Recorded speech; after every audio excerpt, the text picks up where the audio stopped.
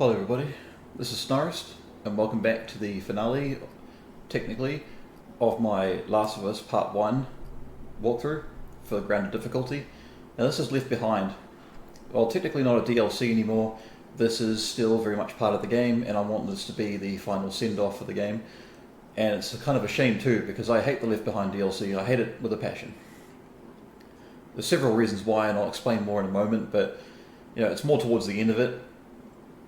I just really hate the whole, the flashback sequences. I get it, it's important for the story, but I wish there was a way that you could skip them and just only focus on like the present day Ellie missions.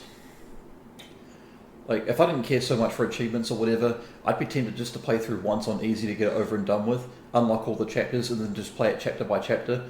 But I want there to be that sense of continuation where you find gear and everything. So let's just set the precedence for what this is going to do. The clicker's not looking at me, I'm crouch walking slowly behind him, and he just suddenly knows where I am. Bam, already knows where I am. So I picked up the brick before earlier, pretty easy to find. He drops like a bit of gear, and we move on through. And there's going to be a med kit here that we can use. We don't need to use it just yet, but still. And what I was saying before, during the finale, a bit of a bizarre finale for the game. I feel like part 9 out of part 10 of my Last of Us Part 1, grounded difficulty walkthrough was more or less like the proper send-off that I wanted to give it, because I immediately started realizing that I'm kind of hungry, my throat's getting kind of sore, and I'm going to have to do a commentary for the Left Behind, just to finish off this game, finish off the series. And I started feeling sad and started talking about other games that made me happier. And it was about Metal Gear Rising Revengeance, because that is a game I want to cover on my channel, because I want to do like a new game walkthrough for it, where I play on Revengeance difficulty from the very beginning, and any upgrades, any combos I want, I have to buy with my own two hands. And I'm going to be mostly focusing not on finding upgrades within the world, I'm just going to be focusing on getting to the end of the objective, which means I'm not going to be engaging in as much combat as I could. There's definitely going to be some tough parts here and there that I'm going to struggle with without certain upgrades, but I think I could do it. But then again, I would like to do an S rank for all sequences and all missions on Revengeance difficulty as well, to show people how to do it. But the problem with that is that I've done it before on my PS3, but I needed a wig to be able to use it, so I got infinite ripper mode, so I could just tear through enemies and get the S rank for no damage, or I have infinite Zandatsu because of that. I mean, sure enough, it's not like a be-all end-all to guarantee an S rank, but it definitely helps a lot, and it's not classified as cheating technically, because it does allow you to do it without any penalties. And it's the same thing with Devil May Cry 3 when you use a super character, because when you do, it doesn't count negatively against your rank like it does for Devil May Cry 4 and 5. So, where does the line get drawn? What are people willing to do? I think it's personally okay, but, the whole point is to get it done. The whole point is to get it done. It's not necessarily about challenging yourself, really. But whatever. Anyway, I'll stop talking about that and leave that be that. I just wanted to finish that thought, finish that tangent, while it's still fresh in my mind. So this is the first proper encounter of the game, and it's with Stalkers. So this is a very messy way of going about it, because, I know where the bricks are that I can use to kill these things, but I get really, really messy with it. So I throw a brick at this one and I grab it.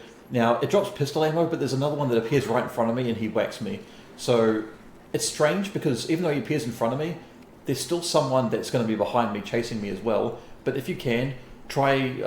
I didn't want to restart the checkpoint, or I actually did want to restart the checkpoint here, because I was so ashamed of getting hit so many times.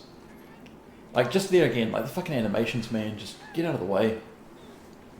I felt so bad about passing this, doing as awkwardly as I did, that I wanted to start again, just so I could have a much more clean run to show you guys. But in the end, I decided, you know what? This is still not as difficult as the original / remaster's version of Left Behind is. It's still very, very difficult, but not nearly as difficult as that version is. So if I can make it through and prove to you guys that you guys can do a much cleaner run of what I did, but I can still do it, then you definitely can do it as well. So there's only 4 of them. There's enough bricks to go around and everything, as long as you pick one up before you come in this area. And so you just need to go up to one of these trucks and drain them out, and it's usually the one that's right in the middle. Get the power turned on from the generator. You go around the corner here, there's some stuff you can pick up. So you got a few pistol rounds and a full Molotov. Now, I remember saying in my walkthrough for The Last of Us Part 1, where, I keep a molly on me as Ellie just to throw at the enemies as a quick, quick escape, a get out of jail free card, because the Molotovs are so shit, the only thing you really can use them for is just another weapon. Instead of using it as a crutch item, it's just another weapon. So drop down here to this red truck and go to the front of it because there's a couple of items, but don't sprint off of it because you'll fall forward and you'll slip off the front. So yeah, this is the place where I actually remember doing it. Because near the end in the final section of the game, I get so fucked off, I'm like, you know what, screw it, I got a Molotov, I'm just going to use it, and I throw it at a guy and set him on fire. Serves him right for trying to rape me. Because that's how the raiders are in this game when it comes to Ellie. They're super aggressive, very melee heavy. Just like, I get it and it makes a lot of sense, but it's just so fucking scummy, especially with the way that they are. So I had to restart the section a couple of times because I got frustrated by it because the clickers are ruining everything. But I actually found a way through it, and I'm not speeding it up because I want you guys to see it because it's going to help you a lot. Because there's a decent amount of loot in this area. So just carefully walk forward. Don't get in front of the clicker or get in his peripherals because he will see you. So just sort of follow him through there until he gets right here and stops right here.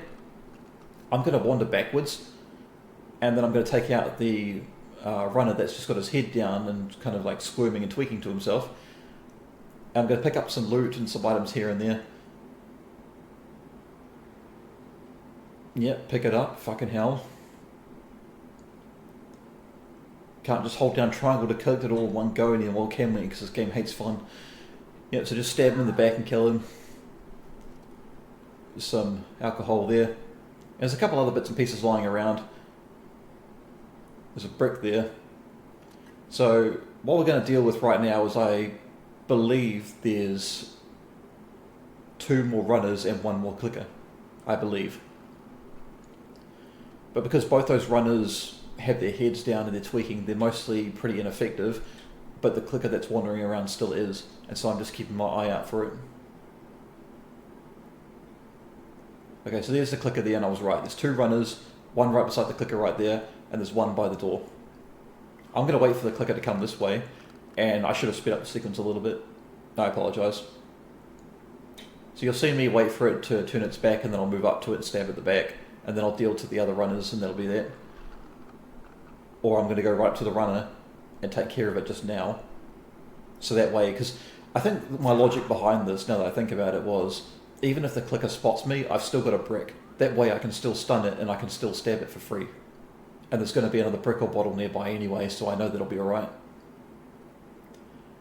And just while I'm talking about this, as much as I hate the flashback sequences, I don't necessarily hate it because of what some people might think of it. The whole they're really pushing the whole teen romance lesbian drama thing going on. And I think for the most part in this game it's done somewhat tastefully. I just find a lot of their dialogue to be cringe nowadays. I mean, back at the time, 2013, 2014, it was alright, it was fine. Nowadays, I'm a little bit older now, and I don't find it as endearing anymore. I just, I see the shit everywhere, and I know this is where it started. Actually, no, this is a clicker, I think. Oh no, it's a runner. And yeah, I just get frustrated by all the the meandering, the walking and talking. Although I did notice that you could skip quite a few of those sequences by just walking past it all and ignoring it. The game discourages you by making you walk really slowly past it, but it's still faster than actually engaging with it. But there are a couple of sections I left in there with Ellie's flashback. The first one is when she gets on the arcade machine that's supposed to be Jak X, and I just did that as a little bit of a homage, but I turned off the volume and let the sequence play out just because I hate I fucking hate it. The whole oh, look at me, I'm doing this cool thing, but it's not actually happening. Sure, it's magical and wonderful or whatever, or fairy pixie dust, blah, blah, blah, but I just find it really cringe and annoying. But I couldn't forgive what Ellie was saying at the end of it. It was shooting racing cars. What a stupid game, blah, blah, blah. You fucking take that back right now. You fucking take that back out of your whole mouth, you fucking little slut. How dare you say that about Jak X? Jak X is a masterpiece, and I will not be convinced otherwise. Besides Midnight Club 3 Dub Edition Remix, made by Rockstar Games, Jak X is by far my favourite, and in my opinion, one of the best racing games of all time. Need for Speed, whatever. Jak X is the shit. I love Jak X. I'm tempted as well to make like Jak and Daxter walkthroughs for my channel, because I prefer to over Ratchet and Clank, even though Ratchet and Clank games are generally more fun overall. Because the most I could do with Jak and Daxter, the Precursor Legacy, is like 100%, like finding everything everywhere in all locations, all the power cells and all that, because there's a couple of tricky ones. Jak 2 would just be beating the game on hero mode, which there's only 1 or 2 sections that I really had trouble with. I don't know if I ever beat those, I'm pretty sure I did. Jak 3 is pretty easy, I had to make a challenge run out of that if I wanted any sort of challenge. But Jak X, you know, hero mode, gold medals, that would be something I could do. And it'd be more luck based, but I could at least give you guys some advice on what to do. Because, yeah, for the most part, Jak X is pretty simple, and a lot of it's to do with luck, with the races and everything like that. I decided to include the sequence here as well, their Mortal Kombat parody and doing the button mashing and all that. But even though the button prompts here are akin to a real fighting game and everything, which I think is really cool, what I don't appreciate as someone who isn't a big fighting game fan, or very casually plays fighting games, which at this point in time it's Tekken 8 and I'm getting back into it for the 3rd season, even though I haven't played since the end of Season 1. Yeah, some of these button prompts, like down forward square, yeah, there's a little bit of a delay to them, so if you're doing like down right square like really, really fast, it doesn't always work and you get tripped up. And I just find that really hilarious, the idea that it's supposed to emulate a fighting game and you get a trophy for getting it perfectly done without losing any health, but at the same time, I mean, it's supposed to be a fighting game, so surely these prompts should be a lot faster, or you should be able to input these a lot faster to get the right results, but yeah, whatever. And I've also included the water gun sequence because, I'm showing you guys how to get the skills trophy and achievement, because it's actually very simple, because you start off here in the corner, don't move, because if you move to anywhere else, it changes the whole behaviour of Riley. Now if you stay right here and just wait there, she'll always come to your left, so just move in here and get ready to shoot her. So because you catch her off guard like that, it's pretty easy for you to get like a whole second or two before you actually, before you can get shot yourself. Now this next part here is going to look a little bit awkward when trying to get her all wet, wrong context there, sorry. But yeah, if you just stay here in this one sequence, you don't move, and that's how it is. See, isn't that funny though? Like the idea that, she had no idea that I was there, no indicator at all. But at the same time, she just somehow was, the moment I had my aim up and ready to go, she had her aim up ready to go, almost like she knew I was there. Fuck that. And now we come to the last half of this DLC walkthrough. Not DLC, sorry, side story walkthrough. And I managed to take him out before he alerted anybody else. And I fucking hate this whole chapter going forward, because this is a giant pile of shit. This part here isn't so bad, it's a little bit rougher than I would like it to be, because you got one guy on the inside there that wanders in that part of the store in front of me, a little bit to the left of me as well. Sometimes he can wander by and see you, so it's a little bit tricky. So taking out the guy in front is definitely okay, because you can hug the wall and avoid him by the windowsills whenever he goes by, but then you've got this asshole down here. That's why it's almost tempting to take out the first guy as soon as you can without him seeing you or anyone else getting alerted, and then immediately ducking to the right hand side, and because as soon as he gets alerted, he'll either move into the shop or he'll move down the hallway there. Get your brick or bottle ready, throw it at him, stab him in the neck, take whatever he has, and then run into the vent and just get away from the other guy, because I think the other guy does end up hitting me, and so I not only waste ammo and get nothing for it, but I take a hit, which is kind of a shame.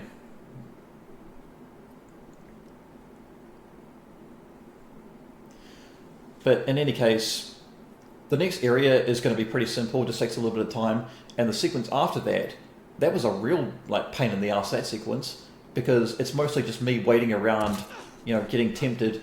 It's like, look at that shit, I shot him in the stomach, and he just immediately recovers in the animation and smacks me on the head with a gun. I'm like, what the fuck? Fuck right off. I don't care if you're Joel or Ellie, they don't do that with him, so why the fuck do they do it to her? Fuck off. Christ, I'm getting angry just watching this back again. Holy shit, this DLC sucks. In fact, you know what, I'm going to keep calling it DLC. Because as far as I'm concerned, it's not part of the game unless I deliberately go out of my way to play it.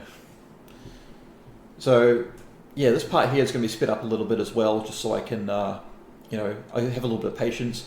Because there's two guys that are going to be in the store ahead of some clickers, and they're not going to make any noises. But then you're going to get these other two guys that come running in. and they're going to join them, and they're like, okay, we're going to flush them out. So if you let them, if you leave them be, I think what they do is they find a way to scatter the clickers to get them out of the store so they can search around for you and they'll find you and kill you, unless you kill them first. But then the clickers go out of the store. So if they go out of the store and enough noise gets made, they'll come running back in. So I don't know what's worse, doing this or waiting for them to lure the clickers away, and then as soon as they come closer to try and find you, you then like throw a glass bottle behind them, so that way the clickers can cut them off from the exit and they can come and swarm them from in here, so they're backed up against you.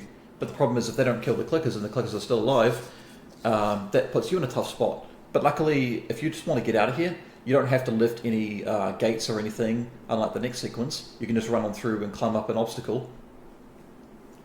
But don't miss this, because there's like a bottle of alcohol, I think, right before you jump up to the next area. I almost missed that. It's so hard to see, because on the high difficulties like Survivor and Grounded, most of the prompts for picking up items don't shine, or they don't shine as much as they normally do. So this next sequence here I had to cut a couple times just to have a better run through of it. But what you want to do is you just want to take it easy, nice and simple. You want to be nice and simple with this to begin with. There'll be a little bit of candy bar you can pick up, and there's a drawer, but I don't think it has anything in it. And then what you want to do is stick to the far left as you can, because there's going to be a couple of runners and some clickers off to the right down that side there. But down the other end there, you're going to get like 3 or 4 hunters jumping down. You need to wait till all of them get down first before you throw a bottle. So they'll spawn as soon as you get right to here. So hop up. Now you need to quickly go down to the left side. Now stick as close as you can to there. You need to duck down way sooner than what I did, because they'll still they don't see you, but they get, aroused by, the fact that they saw something. So you needed to duck down a lot sooner than I did. But I still throw a bottle in there because I don't want them to get suspicious of me. So I did give up my bottle, unfortunately, but I'm waiting till they're all distracted and not looking in this direction. Unfortunately, they do happen to somehow move towards you, which is bullshit. But as soon as they all get chased off, I hop on over. I stick to this wall to get myself more cover, so hopefully they don't see me. And there's another bottle right there, I think. Yep. So unfortunately, as I'm running through, one of them does see me, but because there's infected chasing them, they're stuck in a weird loop of they want to hang around here so that they don't kill me. No, so they want to hang around here so I can't get by them and they can kill me before I can escape. So they're simultaneously guarding the exit so I don't get away, but they also have still gotten the attention of the infected. And so they're trying to fight them while also defending the position at the same time, and it's just annoying as fuck. So this whole Benny Hill charade, I should have put the Benny Hill thing behind this and just shut the fuck up, eh? Like the...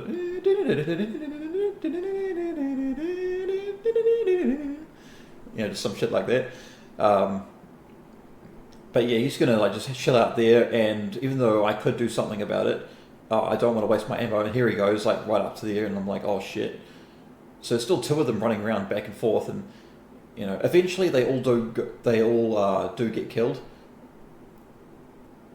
Yeah, eventually they do get killed, and so then I make or at least I wait till one of them is distracted and I make a run for the exit. Because I think I tried this once already where I got by this section a lot faster, but the reason why I didn't succeed was because I took too long and I hesitated, and one of the infected got behind me and managed to get me before I could escape. So I'm still keeping an eye behind me, no one's noticed me yet, but then as soon as I touch this door, they're going to know that I'm here, and they're going to run for me. So I'm just going to hold down the prompt that I've got on the screen. You hold down whatever prompt works for you, and you need to be quick, because if you hesitate for a second or even 2 seconds, you're definitely going to be dead. Now this is where it gets really tough. This is probably where I spend the most time on.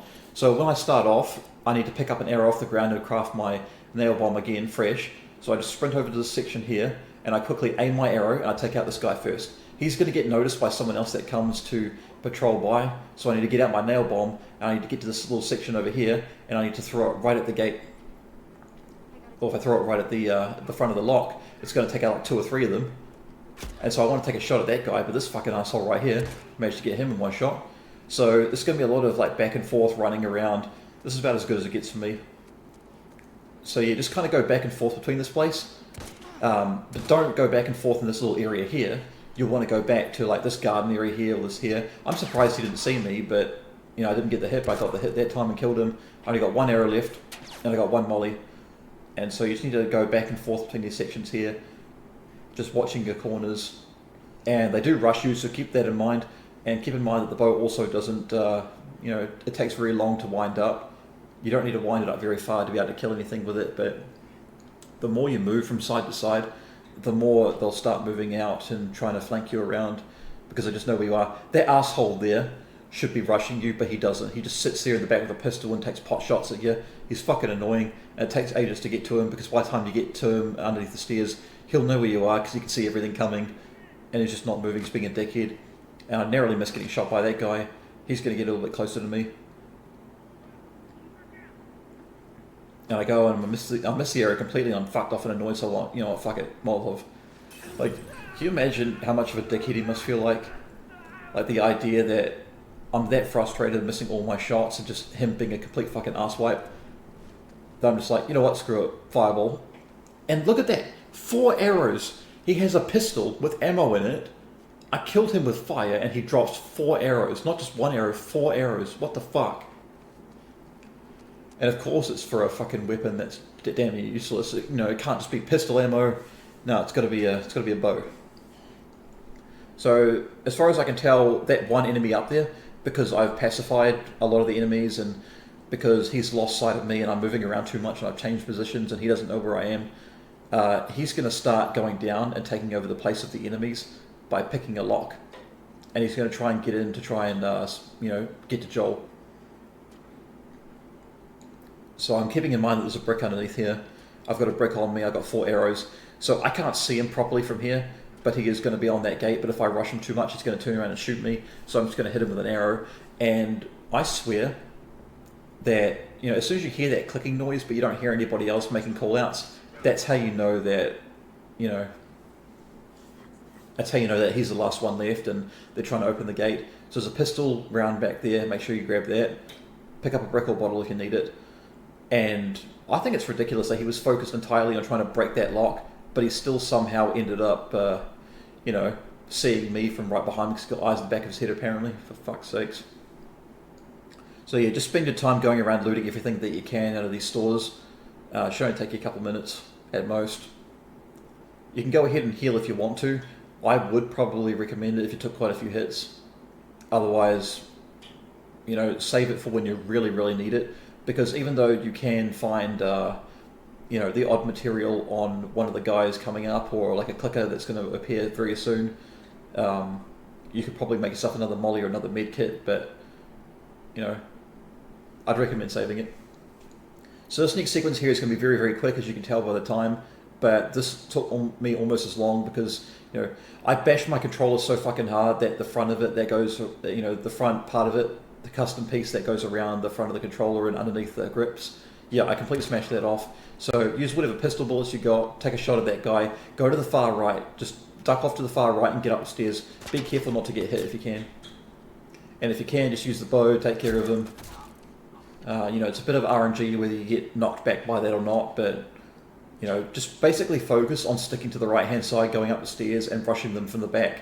Because if you're up here and you kill like 2 or 3 of them, I think 3 of them it is, you know, if you can kill 3 of the enemies, you know, if you rush enough, they won't be able to find you. If you stick to the far right, then he won't be able to really find you, but he will eventually spot you from the corner of his eyes. But I've killed 3 guys, so now clickers are going to spawn in. That guy only had melee, so, and he had only melee as well. So I was very fortunate like that. So most of them are dead, and there's only like a couple of hunters left alive, and they've gone all the way down there. And because I'm up here and not down there, the clickers are going to spawn in from down there as well. So we've got, I think, 1 clicker and like 1 or 2 infected, I think. So it's a little bit of a mess, but up here, thankfully, because we took out the one guy with the pistol shot, we took out the one with an arrow, one of them has to drop a hunting rifle, and so we get like a couple of shots. And so I'm just going to get all my guns loaded while I'm here. Now, the infected have seen me and they know where I am, so they're going to come rushing me. I want to get into the store so that I have a little bit of distance to cover. I'm going to get to the corner here so none of them can flank me. But of course, if I miss my shots, then I'm screwed. Take your time with your shots, line them up. And I swear I could hear someone behind me, so that's why I was tempted to get out of there and just, you know, pick up whatever I could. I'm trying to pick up the fucking arrows, but you wouldn't do it. Jesus Christ. But thankfully they weren't behind me, or at least not yet. And I think it's just a clicker left, so I can go ahead and pop it in the chest. And one more's on its way, one more clicker, put it down, that'll be it. And that's pretty much the end of the Left Behind DLC and the end of my coverage for The Last of Us Part 1. Thank you so much for watching, and I hope you all take care now. Goodbye.